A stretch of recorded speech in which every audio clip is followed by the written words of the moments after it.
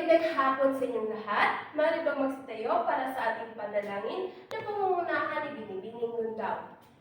Sa ngalan ng Ama, ng Anak, ng Espiritu Santo. Amen. Ngayon, manatiling nakatayo para sa ating pampasigla dahil batid kong kayo ay inaantok. Alam niyo bang kanta na ako'y gising, hindi tulog, nakikinig? Okay, sabay-sabay natin kantahin iyon. At dito ako ang gising, hindi tulog, nakikinig, at sa likod naman ay yung uwo. Okay, simulan na natin. Ako'y gising, hindi tulog, nakikinig. Ako'y gising, hindi tulog, nakikinig. Ako'y gising, ako'y gising, ako'y gising, hindi tulog, nakikinig. Okay? Ngayon, ayusin niyo ang inyong mga upuan at pulutin yung mga basura at mari na kayong umupo. Binibining sekretary, itala mo ang liban at ibigay sa akin pagkatapos ng ating klase. Ngayon, sino po bang nakakaalala sa inyo kung ano ang ating huling tinalakay? Binibining Castillo, ito ay tungkol sa kaibahan ng Ingles at Filipino. Ngayon, may mga katanungan pa ba kayo hinggil doon? Kung wala na, ay dako na tayo sa ating susunod na tatalakayin. Pero bago iyan, Binibining Minggito, maaari ka bang pumunta dito sa harapan at isalin mo ang mga iilang mga salita na ibibigay ko sa Tagalog. Ano ba sa Tagalog ang mountain? Magaling, ito ay bundok. Ang house, bahay o tirahan. Ang iyong hands, kamay. Magaling, Binibining dito, maaari ka nang umupo. Ngayon, may connection ba ang ginawa ni Binibining Minggito dito sa harapan sa ating tatalakayin ngayon? Maaari. Ngayon, bago tayo dumako sa ating topiko, ay meron tayong mga layunin na dapat makamit pagkatapos ng talakayan. Sabay-sabay natin basahin.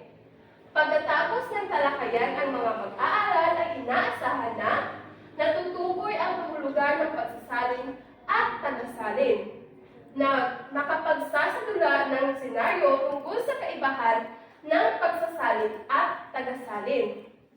Nabibigyang halaga ang pagsasalin at ang tagasalin sa modernong panahon bilang isang mag-aaral.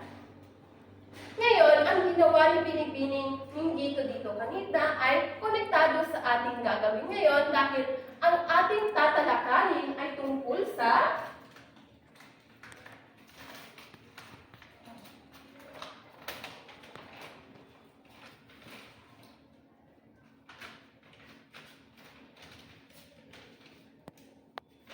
ang pagsasalin at ang tagasalin. Ano nga ba ang pagsasalin?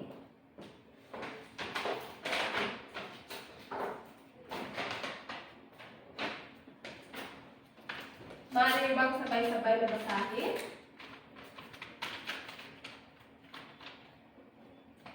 Ang pagsasalin ay isang proseso ng paglilipat ng mga salita, pangungusap, o teksto mula sa isang wika patungo sa isang wika. Ito ay mahalagang kasanayan na nagbibigay sa mga tao ng pag-uunawa at komunikasyon na upang maintindihan ang ibang kultura at komunidad. Halimbawa na lamang iyong ginawa ni Binibining Minggito dito kanina. Isinalin niya ang mga iilang mga salita na Ingles sa Tagalog para mas lalo nating maintindihan kung ano ang ibig sabihin ng mga salitang Ingles na banggit kanina. Iba pang halimbawa ay yung halimbawa mayroon kang kaibigan na taga-Korea at siya ay umiiyak at hindi mo alam kung ano ang dahilan. Kaya naman, kinakailangan hindi kayo magkakaintindihan kung gagamitin niya ang kanyang wika at gagamitin mo rin ang iyong wikang Filipino. So, kinakailangan na isalin ito para malaman mo kung ano ang kanyang nais ipabatid sa iyo o ano ang kanyang problema. Sa pamamagitan ng pagsasalin, magkakaunawaan kayo at matutulungan mo siya sa kanyang problema. At kayo naman ay tatalakayin natin kung ano naman ang tagasalin, kung sino ang tagasalin.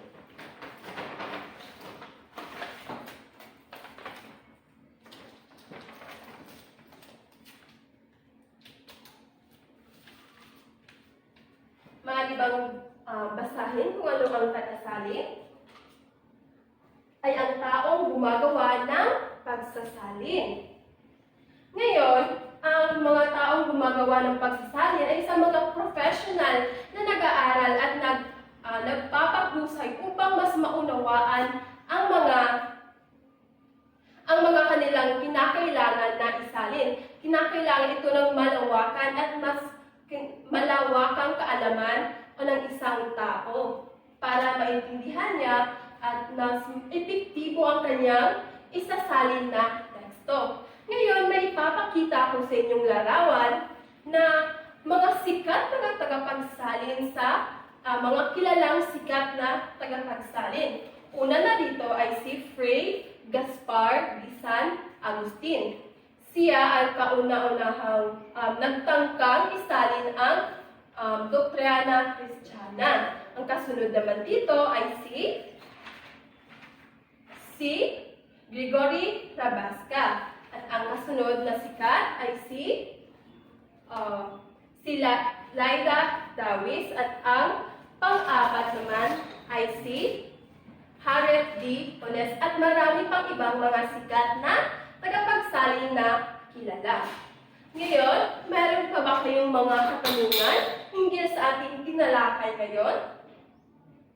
Kung wala na, ay papangkatin ko kayo sa dalawang grupo. Ngayon, ang gagawin nyo ay sa bawat pangkat ay magsadula kayo ng mga senaryo tungkol sa kaibahan ng pagsasalin at tagasalin. Narito ang panuto. Magsadula ng isang senaryo tungkol sa kaibahan ng pagsasalin at tagasalin. Meron lamang kayong 5 minuto para tapusin ang activity at para naman sa inyong pamantayan ay babasahin ko. Para sa pagkakaisa, meron kayong 10 puntos sa nilalaman, 20 puntos, deliberasyon, 20 puntos, sa total ay meron kayong 50 or 50 puntos. Ngayon, ang inyong oras ay nagsisimula na. Tapos na ang inyong oras, ngayon tutunghayan natin ang unang pangkat. Palakpakan natin ng 5 palakpak at bigyan natin sila ng 5 palakpak at 5 padya. Para naman sa pangalawang pangkat, magaling. Bigyan natin sila ng magaling clap. 3 palakpak, 3 padya, at yung magaling, magaling, magaling.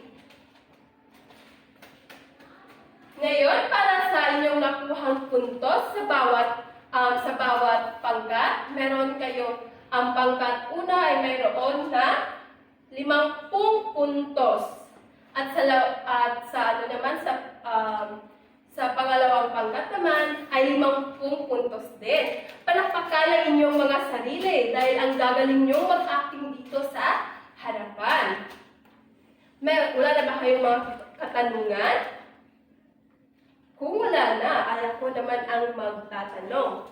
Ang babasihan ko sa pagtanong ay yung numero nyo sa attendance. Kung sino yung napili kong numero ay siya yung sasagot or kung pang-ilan siya sa attendance.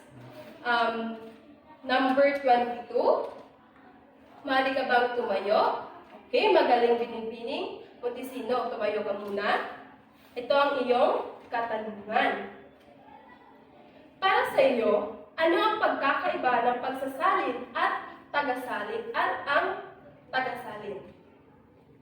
Magaling! Para naman sa numero 11, tumayo ka Ginoong Lindayaw. Para sa iyong katanungan, bilang isang estudyante, matatawag mo ba ang iyong sarili bilang isang tagapagsalin? Kung yan ang inyong opinion ay tama rin. Maaari ka nang umupo. At sa panghuli naman, number 10 or ika-10 sa attendance. Okay? Binibining Jocelyn. Ito ang iyong tanong. Paano mo napapalagahan ang pagsasalin at ang tagapagsalin bilang isang mag-aaral sa modernong panahon? Magaling! Maaari ka nang umupo. Ngayon, palakpakan niyo ang inyong mga sarili at batid kong kayo ay nakikinig. Wala na ba talaga kayong mga katanungan? Kung wala na, ay kumuha ng isang kaapat na papel. At isulat ang iyong pangalan, kurso, at ang petsa ngayon.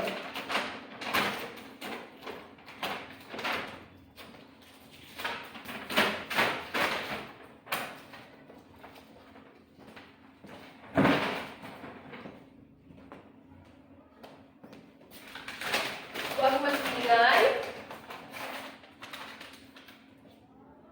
Ngayon, babasahin ko lamang ng kalawang beses ang tanong at makinig kayo mabuti.